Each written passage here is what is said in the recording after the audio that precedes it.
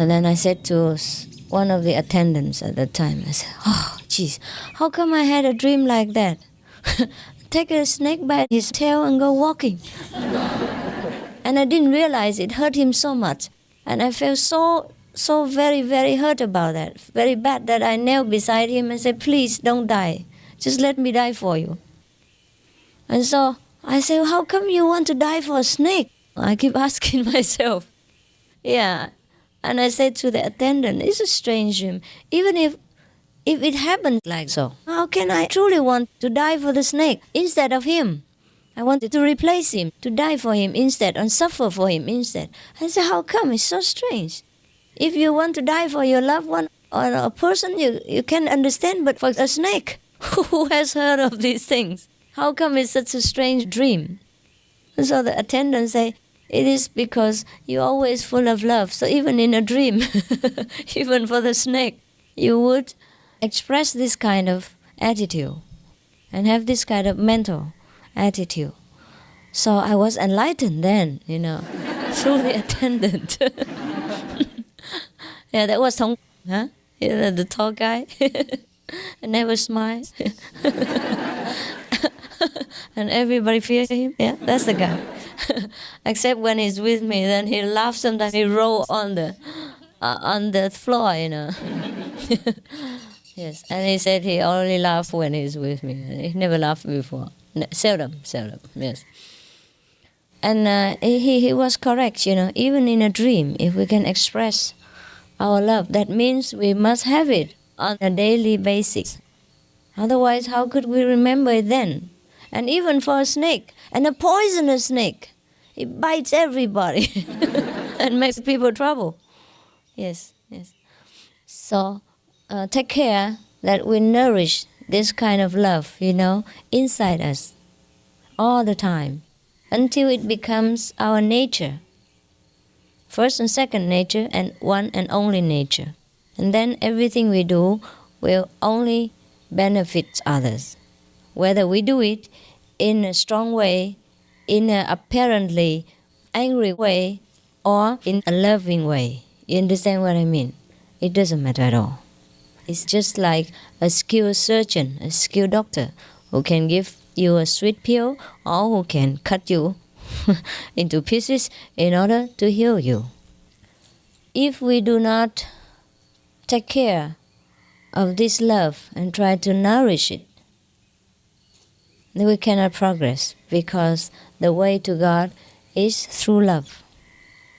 If we love every other sentient being, that means we love God. That means God is inside us, and God loves His children.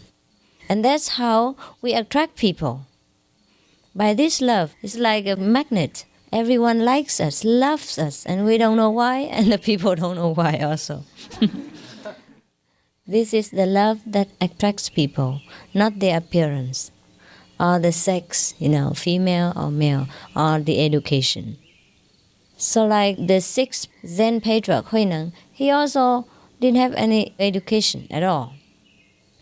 And even his appearance was so lousy that even his master at first rejected him.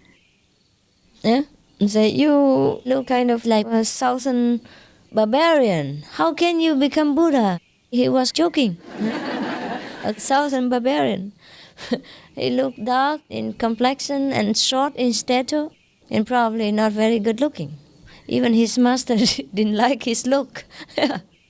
And called him a southern barbarian. Can you believe it? Such a person who appeared in such a way that even an enlightened master called him southern barbarian. Or maybe his master had discrimination. Or maybe he just made a joke. The masters, they have lousy jokes sometimes. And many people cannot laugh. They don't understand the humor of the master. Only the enlightened person can laugh. So at that time, probably Huineng, the sixth Zen patriarch, wasn't enlightened. Therefore, he was a little bit cranky and serious. So he answered him back right away, saying, Buddha nature doesn't have north or south. Doesn't discriminate between north or south, Probably he wanted to impress his master that he knows something. Anyhow, I think the fifth patriarch was a very humorous person, and maybe very tolerant person.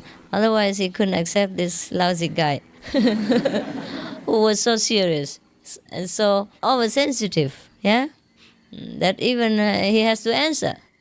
Just like a fighting cock, He saw another one and he had to go and pick him. You know, a fighting cock, no? Yeah. Quack, quack, quack, quack. One time, a long time ago, there was a king who loved cockfighting. Yeah, and he raised many, but he has not been very successful. So he heard that there's one cockfighting master who knows how to raise a good one. Yeah, so he assigned him to raise a cock for him. Yeah, he give him the best one, the best quality, and the best descendant of such and such famous ancestor, cock's ancestor. Yeah, so he gave it to him to raise and give him money and everything. So a few weeks go by, and he came and asked the master, "Is the cock ready to fight or not?" And the master said, "No way, too far away yet." So a few months later, the king came back again and asked him, "How is the cock? Is he ready to fight now?" He said, No. It's just improved a little bit only." So then a few months later, he came back again impatiently. He said, How is my cock? Is he getting better? Is he ready to fight? And the master said, No, not yet. He still gets excited when he saw another cock, wants to fight. So the king said, "That's what's supposed to be, And the master said, No, it's not. Not yet, believe me." So the king went back home and forgot all about it. He got fed up. He kept asking all the time. But then one day, probably a long time later, years or something later, he happened to pass by and remember that. And then came in and asked the master whether his male hero is ready or not. So that master said, "Okay, this time it's all right." And the king asked him, "How do you know that he's all right? You say he wasn't all right before." So the cock master told the king, "Now he saw another fighting cock and he doesn't move 1 inch. He doesn't even blink his eyes. But the other cock just saw him and ran away."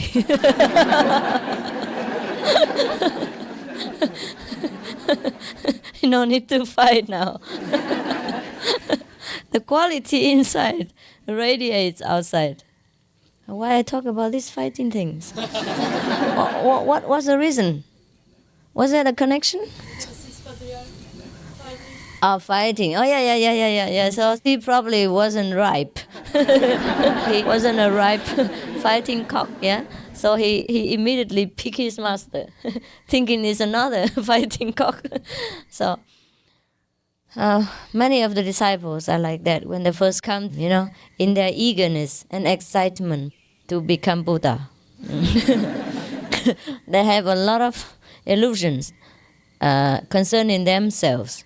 That he is such and such a person, he must be among the chosen few, And when the master sees him or her, they must have different eyes, because he's different.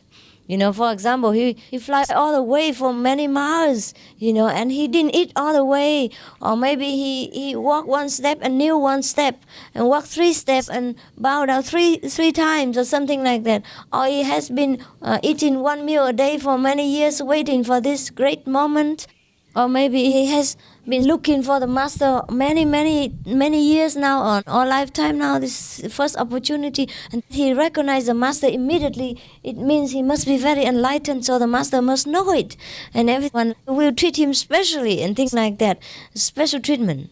Yeah, he might get special treatment, all right. But in which way? He might get scoffed off, scolded out, or thrown out. Yes.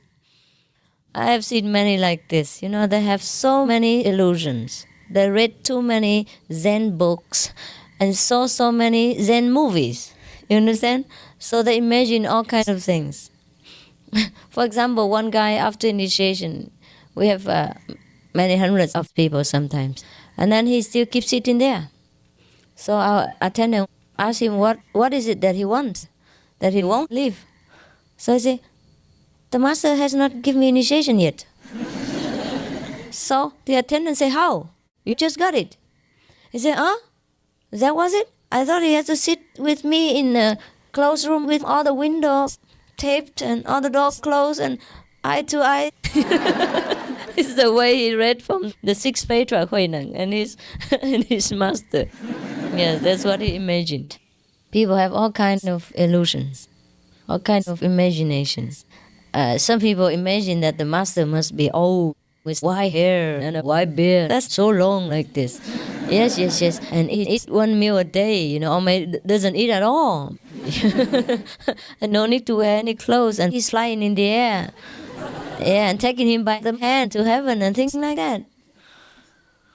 Yeah. I suppose the master must be male and not female. This we can take care of today. It's very easy. With plastic surgery, we can change. If somehow you're not satisfied with my female appearance, you let me know. I will consider to make it complete, to complete your illusion, just for fun. Yes, but I don't think so. I love to be a woman. It's fine. We can put some makeup on, wear nice clothes. Otherwise, the male is so boring. The best I can wear is a black suit. That's the best clothes for the male of today, no? And it costs $900 or some $1,000. And it looks so ugly, depressive, black, yeah, colorless, and so serious, so businesslike. So who wants to be male anyhow? Yeah, they have heavy karma to be male. You can have no change for life, huh? We women have many choices, huh? We can have makeup, we can have our hair permed this way, that way. We can have short, we can have long, we can have a high heel shoe, flat heel shoe. Yeah, we can wear these clothes, that clothes, no problem. Yeah, but if a man wears different clothes like this, people will look at him. Yeah, and we want to put some label on his name. It's fun to be a woman. Otherwise, if I was a male this time, I'd be bored stiff, At least I'm a woman. I can play around with makeup, high heels. Yeah, wear different clothes that my disciples made for me. They're so talented, They're so talented. They can create different beautiful clothes.